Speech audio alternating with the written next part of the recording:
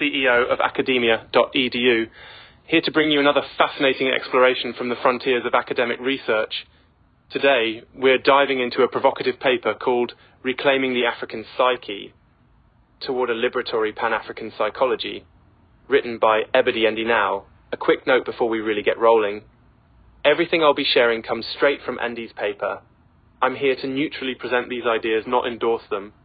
And with that in mind, let's get into what this research is all about. So, what's the big question guiding this work? Well, Ndi is asking why, for so long, psychology has been, because, when you look at how psychology as a discipline developed, Ndi's key argument is that it grew up alongside some pretty bleak stuff: colonialism, racial hierarchies, expanding empires, not exactly neutral ground. So if all these founding assumptions about what it even means to be a healthy person are coming from that kind of context, what happens when those ideas get exported around the world? Do they really fit people's real lives, or do they perhaps kind of miss the mark a little? Ndi's answer is, nope, not a great fit. And in fact, for African people, using Western psychology might mean ignoring important dimensions of life, like spiritual ties, community relationships, and a whole history threaded with deep collective trauma. Instead of seeing suffering as something individual, Ndi says African psychological well-being should be understood as collective, so tied to communities, histories, ancestors, and ways of living together. Alright, so that's the core problem, the dominance of Western psychology and the need for something rooted in African traditions. But what does Ndi actually propose? What's this pan-African psychology about? Let's break down the overview. A huge part of Ndi's approach is saying, look, mental health isn't just about the isolated mind or, fixing the individual. It's about wholeness.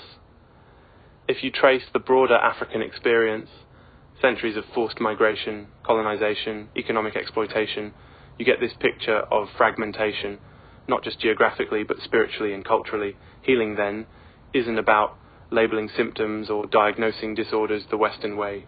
Instead, it's about what Ndi calls remembering and putting back together what's been torn apart. And that doesn't just mean the self, but also reconnecting to land, ancestors, traditions, even to a sense of purpose or belonging. I want to pause here quickly because this idea speaks, I think, to anyone who's ever felt like things in their life were out of sync. You don't need to be African or part of the diaspora to resonate with how disconnection from history, family, or tradition can impact your sense of well-being.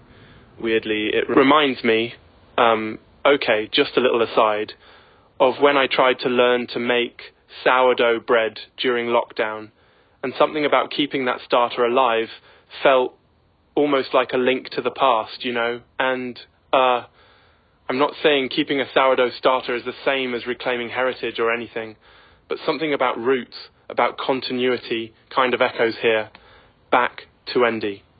The Pan-African psychological framework makes a few big commitments. First, cultural situatedness. You can't just copy-paste theories across the globe. Psychology, in this view, should be built from the lived realities and philosophies of African people themselves. Second, spirituality matters. A lot. Western psychology often leaves the sacred out, but Ndi puts it front and center. Third, historical consciousness, recognizing that a lot of suffering today is not random, it's tangled up in ongoing histories of oppression. Collectivism comes in too. The basic unit of healing isn't only the lone individual, but really families and communities. And there's also this ethical piece grounded in African philosophies like Ubuntu and Ma'at, stressing responsibility, reciprocity, and right relationship with others and the world. Probably the boldest argument Ndi makes is that we need to move from seeing psychological distress as pathology, as some kind of deficit or dysfunction, towards seeing it as a sign of disconnection. When someone's unwell, the question isn't, what's wrong with you, but where and how are you disconnected from your roots, your people, your purpose? Methodologically, Ndi's framework also pushes back against the classic scientific stance of detached objectivity. Instead, research and therapy are seen as joint spaces. They're relational, participatory, always shaped by the histories and positions of everyone involved. Storytelling, ritual, and lived experience are valid evidence, not just data points to be ignored. What does this mean for you, the listener? Maybe it's an invitation, no matter your background, to notice where your own frameworks for understanding yourself come from. Are there parts of your story, your family's identity, or your community's heritage that you're disconnected from?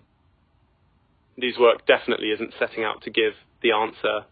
It's offering a set of tools, a lens, to help people reflect, reconnect, and imagine alternatives. All right, as we wrap up, I just want to repeat, I'm presenting Andy's research, not endorsing it. This is one way of looking at things. There are always debates, always new questions, and no absolute truths in this world of academic inquiry. Thanks for joining me on In Depth with Academia. Wherever you are, I hope you keep asking questions and exploring new ideas. Until next time.